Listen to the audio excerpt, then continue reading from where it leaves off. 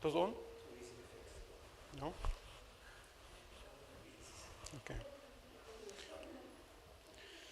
Assalamu alaikum wa rahmatullahi wa barakatuh. Are you Muslim? Muslim? Okay. Assalamu alaikum wa rahmatullahi wa barakatuh. Alhamdulillah, Muslim, yeah. Okay. Yes, Muslim, okay. الحمد لله رب العالمين والصلاة والسلام على أشرف الأنبياء والمرسلين سيدنا محمد وعلى آله وصحبه أجمعين اللهم علمنا ما ينفعنا وانفعنا بما علمتنا وزدنا علما وألحقنا بعبادك الصالحين رب اشرح لي صدري ويسر لي أمري واحلل عقدة من لساني يفقه قولي. You have any question? No? Okay. Next.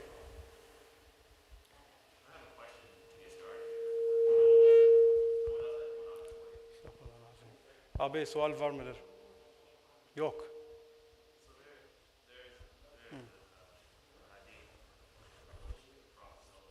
صلى الله عليه وسلم.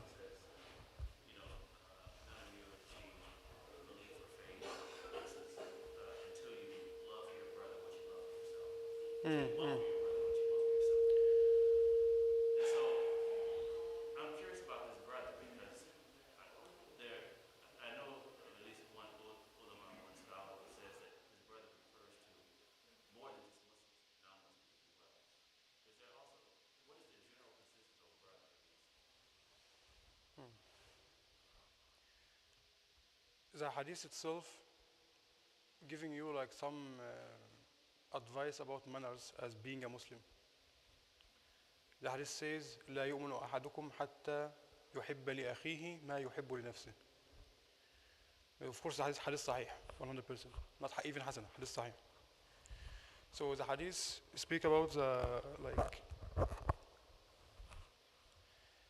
brother in this hadith has two opinions, yes, not one. The majority of scholars say it means brother in Islam. Majority. Even though we have some high level scholars also say it means human being, not like Muslim or non-Muslim. And actually there is no any contradiction in this meaning because all of us are brothers, right? But there is like special meaning of brothers because as a Muslim all of us are brothers, yes, it's special meaning. And all human beings are brothers because our father and mother are one, from that concept. And Islam as teaching like akhlaq and manners, you must be good with everyone, not even for Muslim only, even for non-Muslim. And especially here in Japan, it's a way of da'wah. If you are showing the real akhlaq of Islam, people will be like attracted by that kind of attitude and it will lead them finally inshallah to hidayah, to Islam. So yes, like consistent is brother in Islam. We have another opinion, it means everyone, even non-Muslim, and they are very high level scholars, not nowadays scholar, from the past, very high level.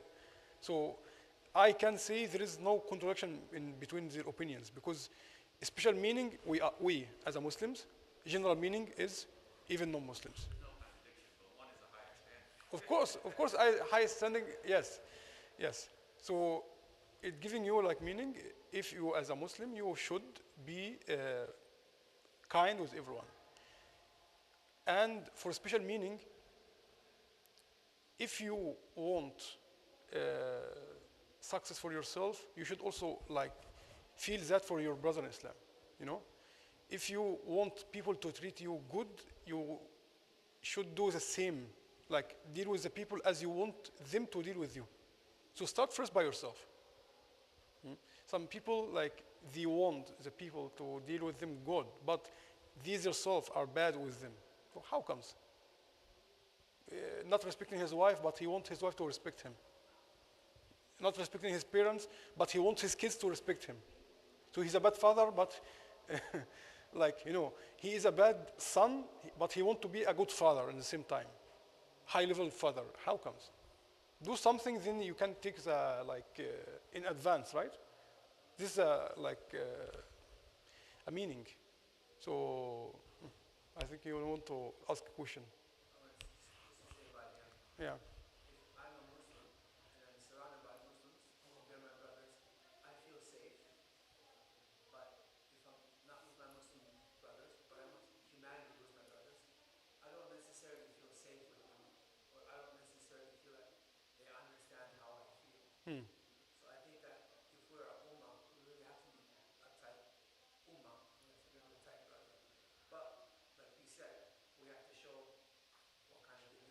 Yes. Yes. other religions. Yes. But Yes. I do think sometimes, when you said the word brother, it's at different levels. So I think we should not, I don't think we should forget that. Yeah, so like the meaning, لا يؤمن أحدكم حتى يحب لأخيه ما يحب لنفسه. Your brother in Islam, you deal with them by your best. You know, Yukuri. Oh, Nihongo hanashimasu. Nihongo jozu ne. MashaAllah. So, in the general, like national, special meaning, you deal with your brothers in Islam by the best way that you want them to deal with you. Okay? And to love the, like we call the good for them, to wish the good for them, as you wish for yourself. Okay? And in general meaning, show the real akhlaq of Islam to non-Muslims as well. So in this case, the hadith is no any contradiction in the meaning actually. Even what about the scholars said, it will be concluded by this. Do your best for Muslim community, feel the best for them, wish the best for them, they will also wish the best for you. Don't harm them.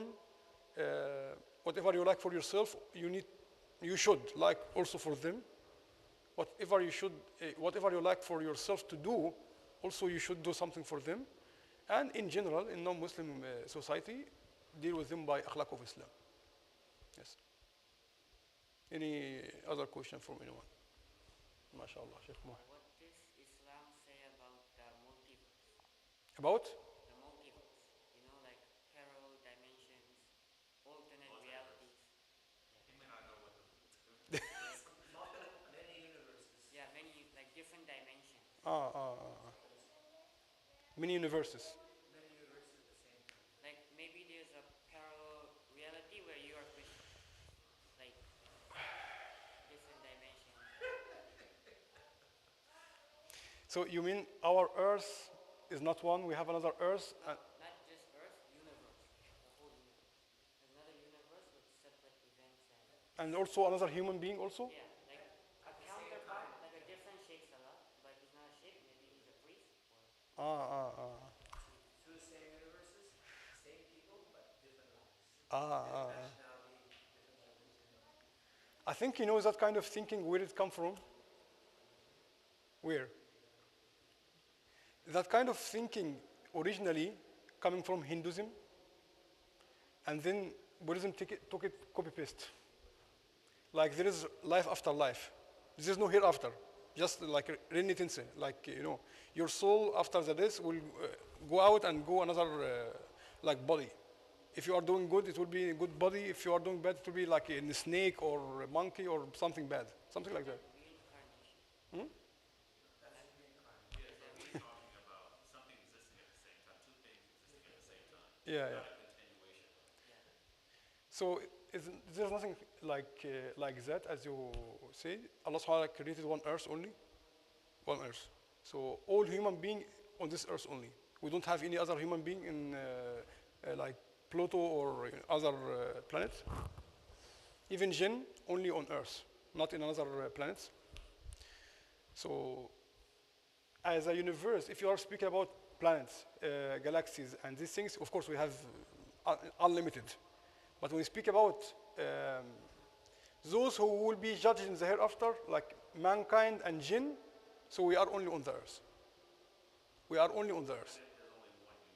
Yes, of course I'm one only. I'm not coming before. What makes people think that they are exist before? Actually, the feeling itself is real. Why? Why? Because our soul, and this I wanted to actually explain in tafsir lecture, but time is not giving me chance. So I will give answer, but now just to finish your question, Brother Mohammed, nothing core that I'm also exist in another universe. No, I'm here only for one time, and then I will move to another life, which we call it Hayat al-Barzakh. Universe also same. We have only this universe, the Earth only. Otherwise, if you are speaking about the space, yes, we have a lot, many things in space. Even Allah subhanahu wa ta'ala only know what is inside there. We don't know. But Earth, only us. Here is one time only. Until here, you are fine, right? Okay. going back to why we are feeling that maybe we are exist before. Allah subhanahu wa ta'ala mentioned Surah Al-A'raf, and this is very like important verse for you. وَإِذْ أَخَذَ اللَّهُ مِنْ بَنِي آدَمَ مِنْ ظُهُورِهِمْ ذُرِّيَّتَهُمْ وأشهدهم على أنفسهم ألست بربكم قالوا بلى شهدنا أن تقول يوم القيامة إنا كنا عن هذا غافلين. Scholars said the life for human being took 4 levels, 4 different types of like life. First, we could مرحلة الذر. مرحلة الذر mean when Allah subhanahu wa ta'ala created Sayyidina Adam alayhi salam, He took from his back all his generation, all his kids until the day of judgment, by soul, not by body. Okay? This is the meaning of the verse itself. From that time, our soul already created. From since Adam alayhi salam. Not today, not when you was in the womb of your mother. No. It just like inserted in your body, but it was exist before. When is the exact time our soul exists? The time of Sayyidina Adam alayhi salam, our father. Our soul, not our body. That's why maybe someone think that he exists before, only because of this point. And all of us, by our souls, we give testimony to Allah subhanahu wa ta'ala that we testify that He is the only God. It mentions in the verse, in Surah Al-A'raf. You can check the tafsir of the verse. وَأَشْهَدُهُمْ عَلَىٰ أَنفُسِهِمْ أَلَسْتُ بِرَبِّكُمْ قَالُوا بَلَى. All of us said. All of us said, Bala. Yes, you are our God. Then Allah said in the same verse, أَن تَقُولُوا يَوْمَ الْقِيَامَةِ إِنَّا كُنَّا عَنْ هَذَا غَافِلِينَ. Maybe someone of you will come in the day of judgment say, no, I didn't say something like that. I didn't say such thing like that. All of us said. All of us. This is the first type of the life. Second, al-hayat al-dunya. Now. Sheikh, while you are listening. Okay, al-hayat al-dunya means what we are now here. Our soul connected with our body. But what is permanent? Our soul. Our body is not permanent. It will perish. So our body only limited, only in this life. But our soul permanent, since Adam alayhi salam. After this life, we have something we call Hayat al-Barzakh, third stage. Hayat al-Barzakh means after you die, it's the life we call in our Arabic al-Maqbara, al-Qabr, is a graveyard, whatever you can call it in your language. This is also another type of rules. It's not like our nowadays rule. It's totally different. But also there will be punishment and enjoyment. So it's not starting by the hereafter. Many people misunderstand. Why? We have many hadiths and the verses speak about these things. Conclusion, the time when the person are dying and his soul coming out, his body, in Surah Qaf, Allah subhanahu wa ta'ala said, فَكَشَفْنَا عَنْكَ غِطَاءَكَ. What is that غطاء? Cover on your eyes. That cover makes you can't see angels or devils, shaitan. You can see. But when we will die, the time while we are die lasts maybe 1 minute or last moment in your life. The cover on your eyes will be taken off. So you will see everything. So you will see even the angels who are taking your soul. Either they will be by very nice style and white and beautiful, or a'udhu billah, they will be very black and scary. Allah knows. May Allah subhanahu wa ta'ala make us our khatima inshallah fine. At that time, the person will see whether if he is going to paradise or hellfire. Again, when we will understand where are we going, the time while we are dying. It's not after the hereafter and after hisab. You will see from the beginning where we are going, there or here. That's why you will see some people while they are dying, especially shaheed. Some of them is smiling. He's shot like by gun or by rocket, but he's smiling. Why is smiling? Please tell me why he is smiling. He saw where he is going. He saw already where he is going. And some people, a'udhu billah, you see their face became black and scary and like this. Why?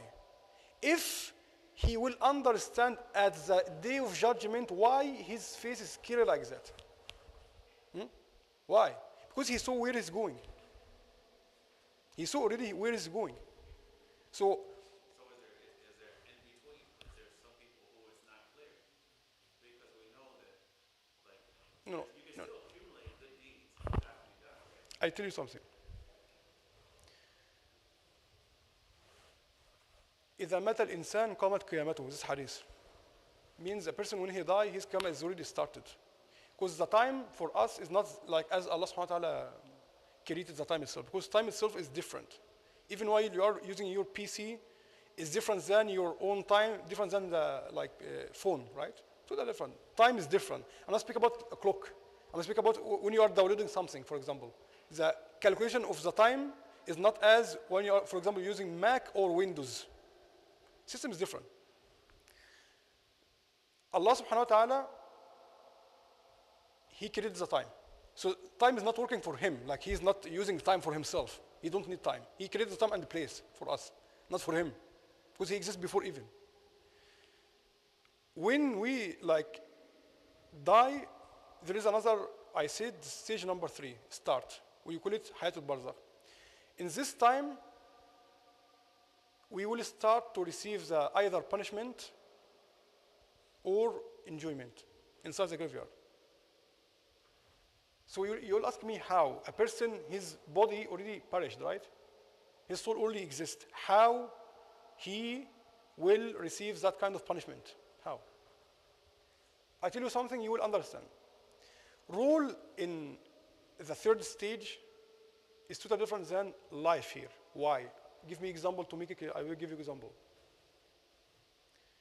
While we were in the womb of our mother's womb, how we were like sitting like this or this?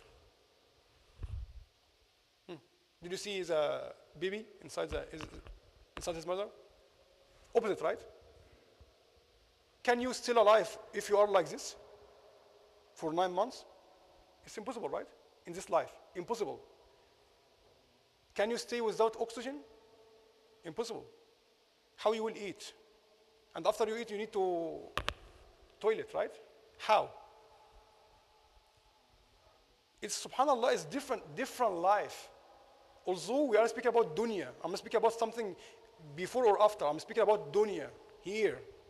Me and you like already passed that kind of stage, right? Even though you can't even give me any explanation, because it's beyond our capacity. We can't, right? How we were living inside our mothers. You can't give me any explanation. You can't. You try your best. You can't. I can't.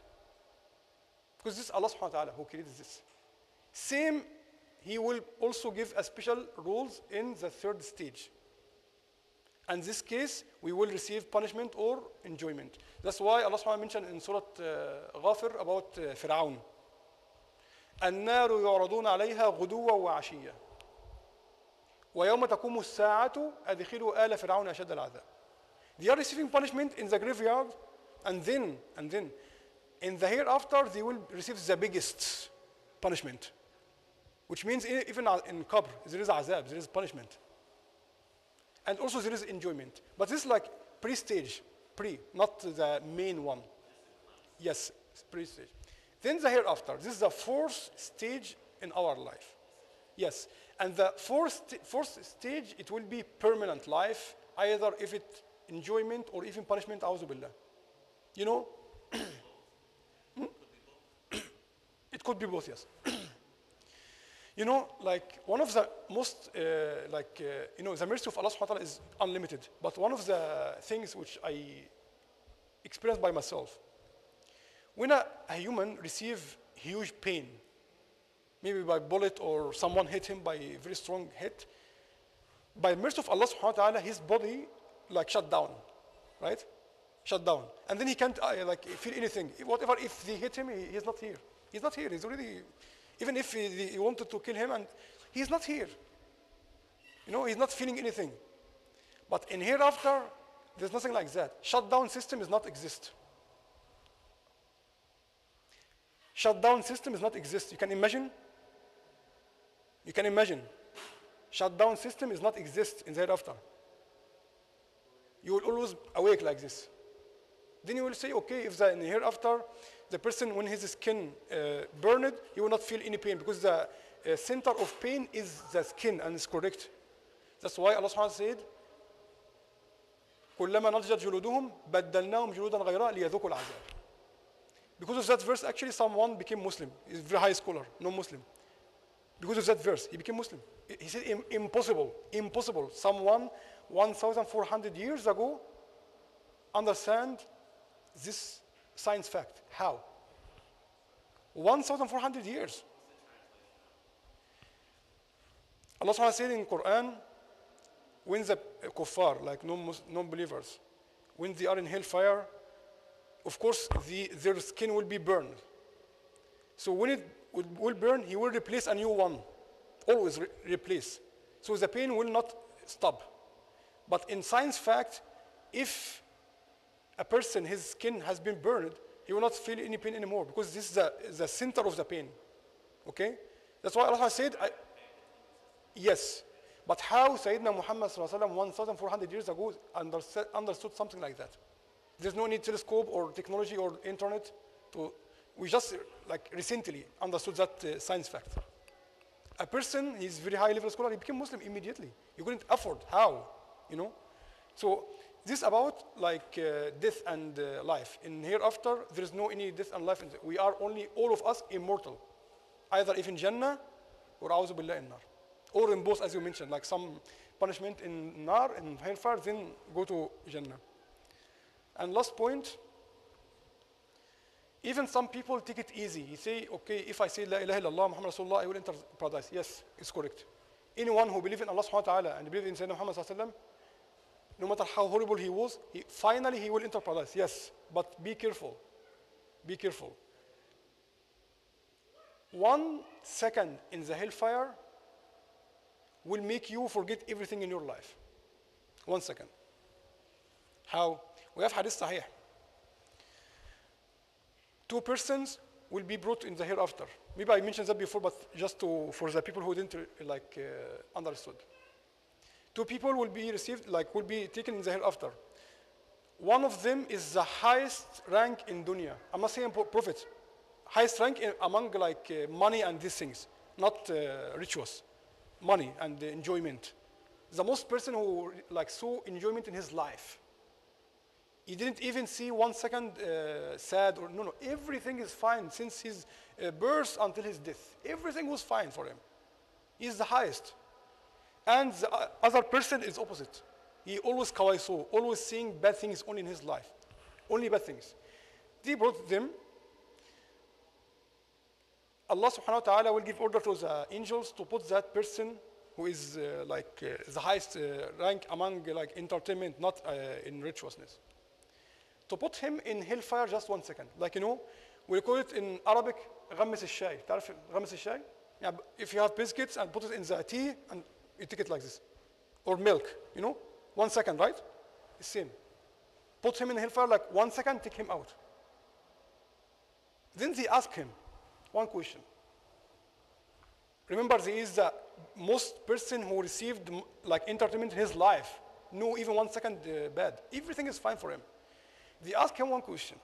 Angels, did you ever see just one moment good in your life? Ask who? Ask the most person who received entertainment and good things in his life. For 1 second in hellfire, 1 second. I'm not saying 1 minute. I'm not saying 1 year. 1 second like this. They ask him, did you ever, focus on this question, did you ever see any good moment in your life? He say no. I swear by Allah, no. He's not joking. He's not lying. Just 1 second he saw in hellfire made him forget all entertainment in his life. All ni'am, all blessing, everything he forgot. By 1 second. 1 second. Opposite, when that each bank kawaisoshtu, the person who is the most depressed, the most like lowest in the rank, he never see any good moment in his life. Allah subhanahu give order to the angel to take him to Jannah 1 second, like this. You know, like enter and come back. Then they ask him one question. Did you ever, and focus on the question, did you ever see any bad moment in your life? You see, I swear by Allah, I never see any bad moment in my life. All my life was fine. He's not lying. He's not lying. The affliction of Jannah 1 second made him forget all sadness and all difficulties he saw in his life.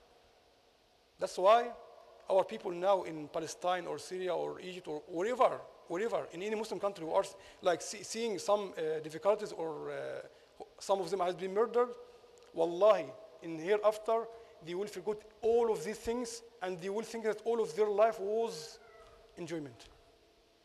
By 1 second in Jannah. And all the zalimeen, all the people who are killers, wallahi, in hereafter, not in their graveyard, they will see something you can't even imagine it. From the punishment of Allah subhanahu wa ta'ala. Because Allah subhanahu wa ta'ala never forget.